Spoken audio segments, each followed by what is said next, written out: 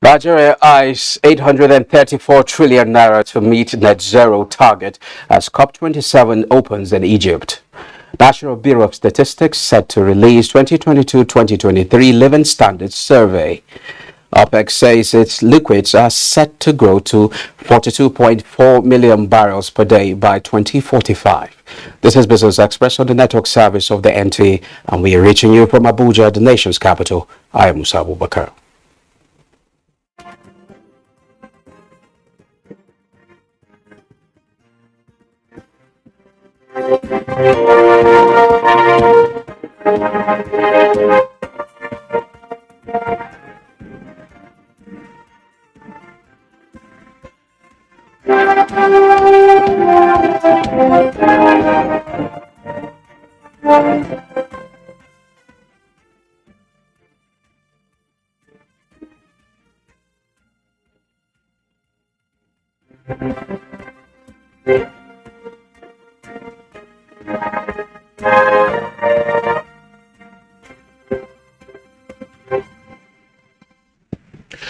World leaders are in Sharm el-Sheikh, Egypt, for the biggest climate conference, COP27, to define pathways for climate action to meet net zero carbon emissions targets. However, a potential conflict looms as Nigeria, in line with the African targets, insists that polluters must pay through adaptation finance. Onenge Fine spoke with Nigeria's Minister of Environment about the issue.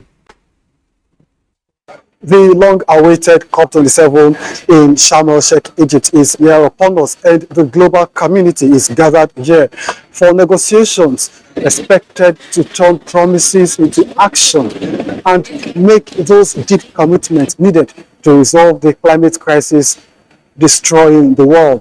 Nigeria is focused on our negotiations in partnership with fellow African countries.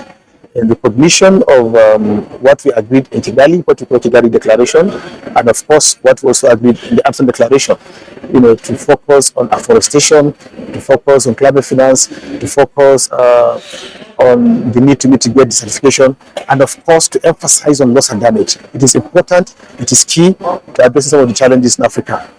Now, beyond the activities of the ministry, some Nigerian youth are on ground to learn the skill of negotiation and also add their voices to global clamor for action to protect African continent. We are looking at how our government is going to put a position that is not going to exclude us when it comes to implementation, but is going to include us when it comes to implementation back home. The climate adaptation finance should be made available to even the most vulnerable, because sometimes they don't even have this intervention plans. They are not even aware. Sometimes that intervention is there, but since they are not aware, they don't even know how to assess it. A major concern for the African continent and for Nigeria especially is support for mitigation, adaptation, and building resilience of people who are often inundated by climatic extremes. Nigeria and Mexico have signed a pact to allow for the import and export of hibiscus, popularly known as zobo. Our correspondent Musa Aliu, who is in Mexico, reports that Nigeria lost millions of dollars when the country was suspended from export of the produce. Hibiscus, known as flower de Jamaica here in Mexico, has become part of the food and drinks for Latin Americans. Nigeria was the major supplier of the flower not until 2017, when the Mexican authorities and that of Nigeria agreed to suspend the business. The suspension was due to issues relating to pest infestation and contamination. The suspension caused protracted dislocations in business to business activities around hibiscus in our country. Now, Nigeria has put her house in order, and work plan agreement has been signed between the two countries. The objective of the federal government of Nigeria is to expand its participatory cooperation and transaction with Mexico beyond hibiscus. The people and economies of the two countries stand to gain more if we diversify our portfolio. So the trust that we grant always to our counterpart from Nigeria is absolute, and we want for you to have a good example of this kind of international agreement.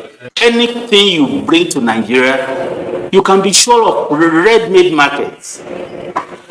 Your people are in a state called Gombe right now, helping them to do mechanized farming. With the signing of the agreement, the road is free for shipment of Nigerian hibiscus to Mexico. However, the Mexican authorities emphasizes that quality and standard remain paramount. Well, the Nigerian Ports Authority late last week presented operational licenses to 5 export processing terminals to scale up exports in the country. Mohammed Bello Koko, the managing director of NTA, made the presentation to the EPTS in Lagos. He noted during the presentation that the exercise reflected the authority's unflinching resolve to transform Nigeria's export potential to reality. Godfrey Nwosu is the chairman, African Association of Professional Freight Forwarders of Nigeria, Aflon, Tinkan Island chapter. He joins me virtually from Lagos to share his thoughts on export activities, particularly dry ports, as the nation looks to non-oil exports to drive income generation. You're welcome to Business Express. Thank you very much. Okay, well, how's Lagos this afternoon? Well, Lagos is sunny. Where are the rains? What happened to the rains? Have they gone?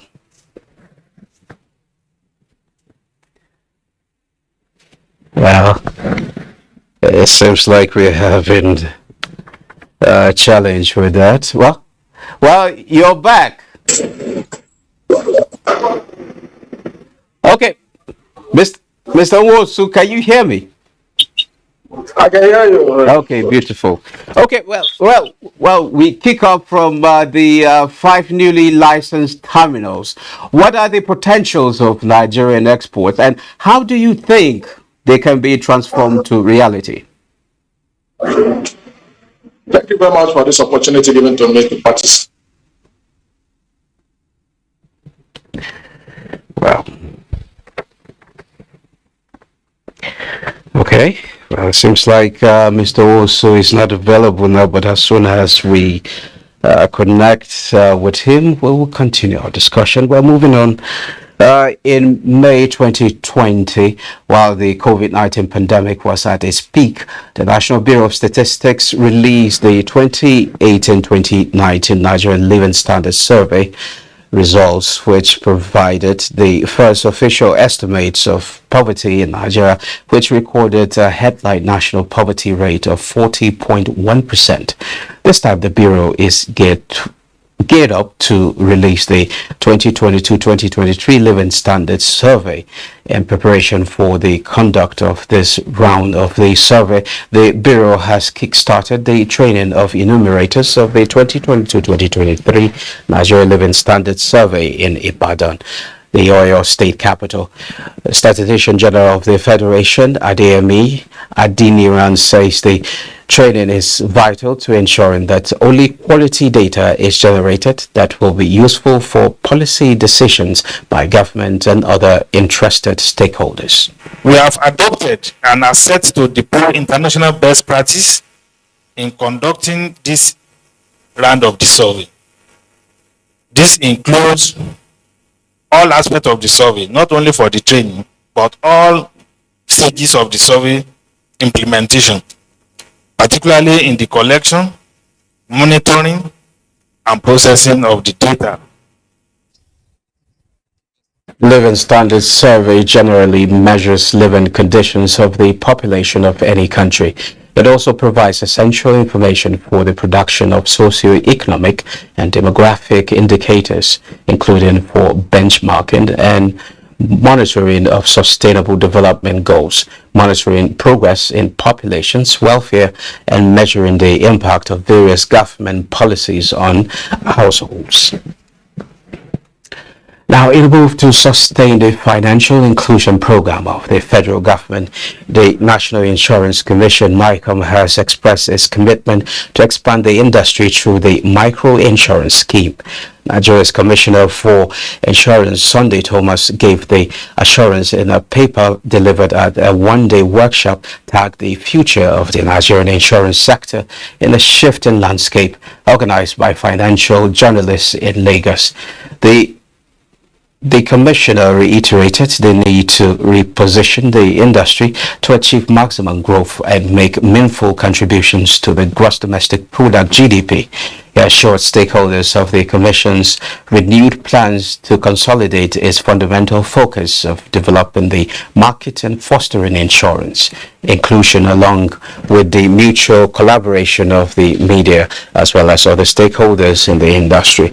Thomas said the global business environment is expected to grapple with the lingering effects of the COVID-19 pandemic and the ongoing Russia and Ukraine war that is negatively impacting the world economy. But the Commission, in months to come, will execute various regulatory and market development initiatives to strengthen the sector. More rural communities in Kogi State have been connected to national grid under the federal government grid extension program. Joshua Jito reports that the project is to enable rural areas have access to electricity to boost socio-economic activities in the hinterlands. Iyara, commercially viable community in Kogi State, but electricity remains a scarce commodity. We have been facing a lot of challenges on the electricity. We so much appreciate the federal government that they brought this to our environment. Federal government steps in. Electricity now supplied to the area as Minister of State FCT Rahmatu Tijani Aliyu, on the mandate of President Muhammadu Buhari, inaugurates the power infrastructure.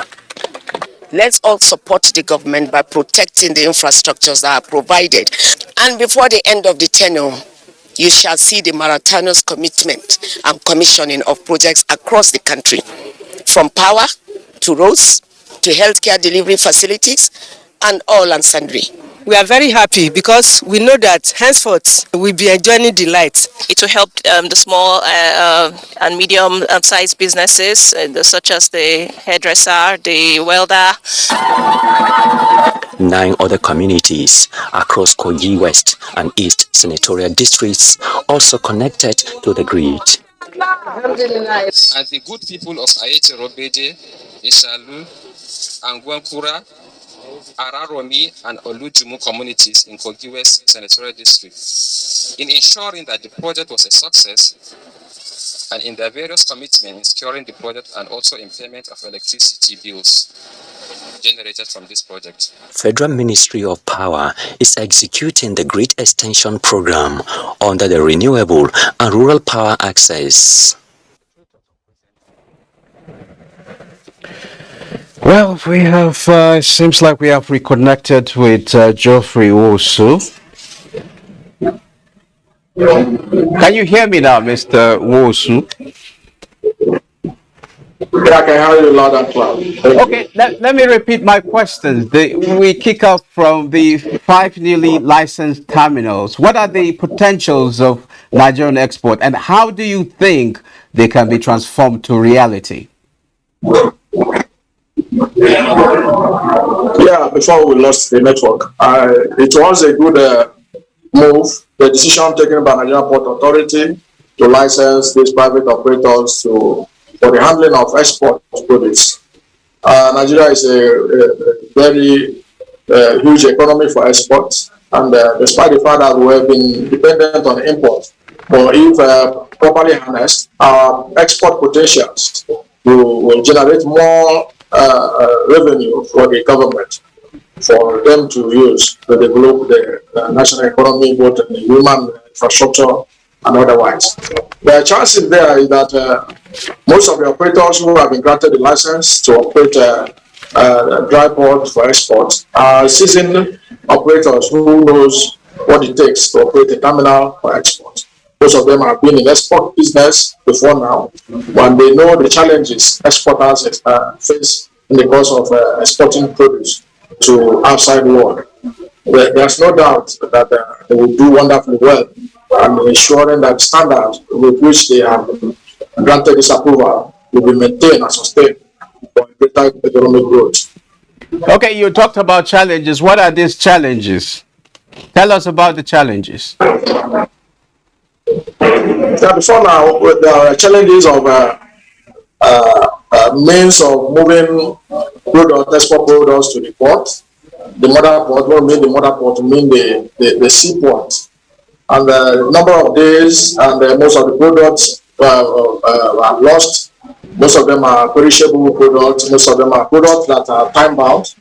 In the past 15 years, especially here in Lagos Port, we've been battling with the construction of port access road, to which before a truck container loaded with export products gets access to the port, it takes a minimum of 2 weeks or 1 week. But good enough, presently there has been an improvement on the infrastructural construction, the port access road. But with the licensing of private operators now, it is off port, it's outside within the environment and access to the port. Most of these terminals have been sited outside the port environment, within the parameter not less than 20 kilometers, most of which are close to 10 kilometers.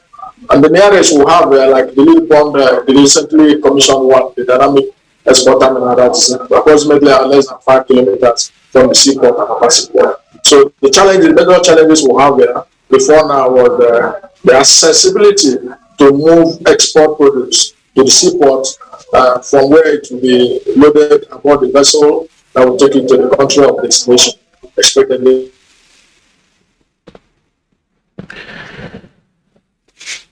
So also, are you there? Okay. I guess we have to move on to energy markets. OPEC liquids are set to grow to 42.4 million barrels per day by 2045, with its share of global supply rising from 33% in 2021 to 39% in 2045. Global refining capacity additions are projected at 15.5 million barrels per day between 2022 and 2045. The 2022 OPEC World Oil Outlook was launched at the Abu Dhabi International Petroleum Exhibition and Conference 2022 in the United Arab Emirates. First published in 2007, the WU offers a detailed review and assessment of the medium and long-term prospects for the global oil and energy industries to 2045. OPEC Secretary General Hatham Al-Ghais, in launching the publication, said the WU 2022 once again underscores the increasingly complex nature of the global oil and energy industries. It is a challenging environment and one that requires expert analysis to help us navigate both the challenges and opportunities ahead. Now I have information that we have reconnected with Geoffrey Owusu, and we are talking dry port. Okay, can you hear me? Well, it's like I can't hear you. It's like you need to unmute your audio.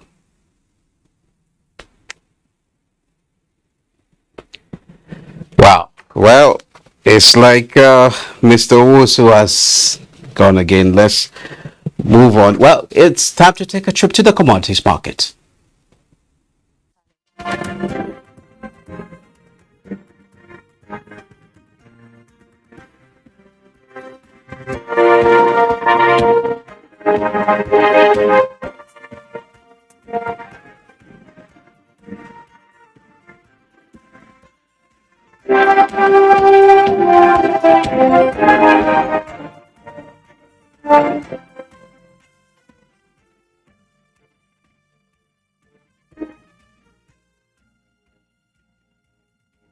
Now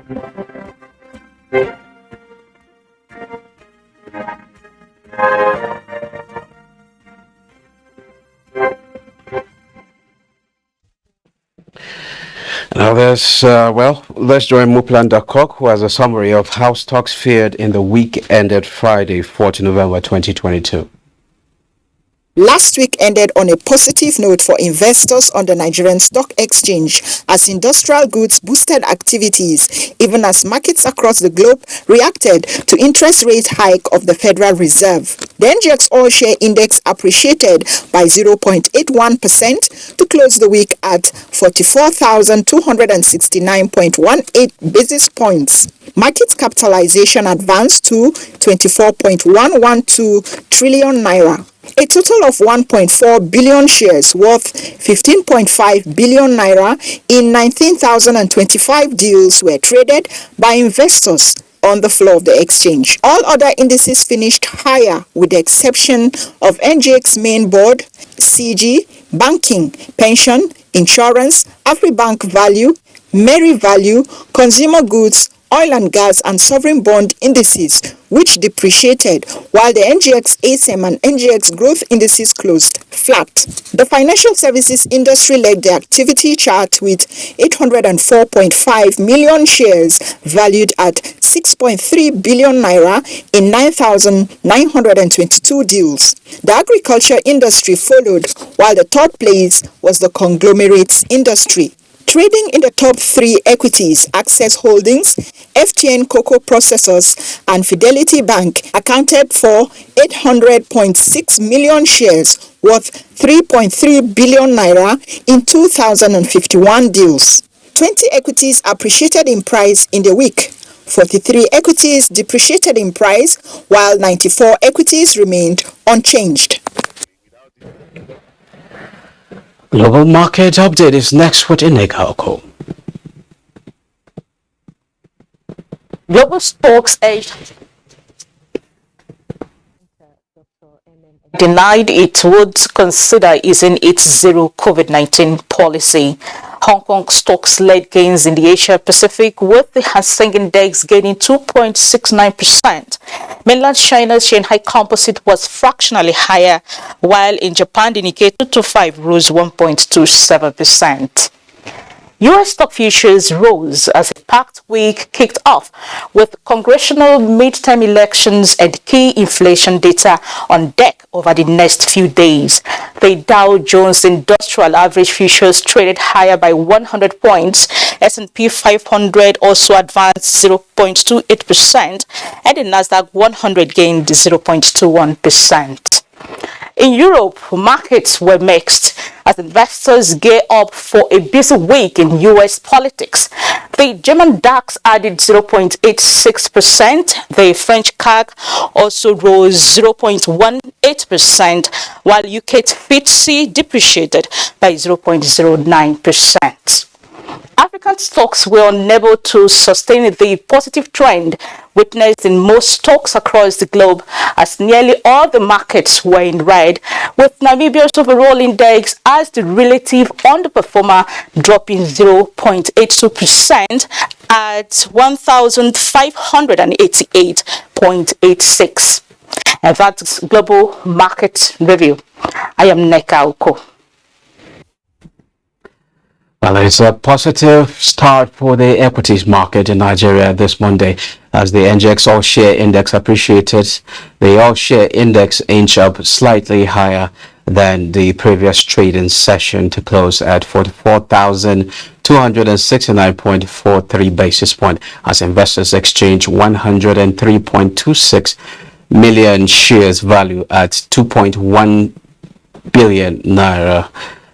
In 3,206 deals, with market capitalization appreciating to 14.1 trillion naira. Zenith Bank and Guarantee Trust Holding Company were among the top traders for the day.